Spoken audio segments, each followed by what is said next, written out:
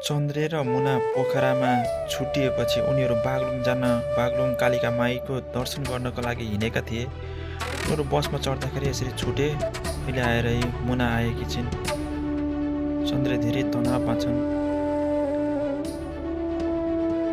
एकछिन छुटिरहेका थिए। एकदमै तनावमा चन्द्रे छन् भने यता मुना पनि एकदमै तनावमा बसिरहेकी थिइन्। चन्द्रे कहाँ छन् होला भनेर अहिले आएर देख्दाखेरि चन्द्रे खुसी हुन थाले। बल्ल देखे, ओहो, बल्ल भेट भयो। धन्न हराएका यिनीहरू राम्रो जोडी, अति नै माया गर्ने एकअर्कालाई बल्ल भेटेर खुसी भएका छन्। यो देख्दा पनि हामीलाई धेरै खुसी लागिरहेको छ। चन्द्रे खुसी भए।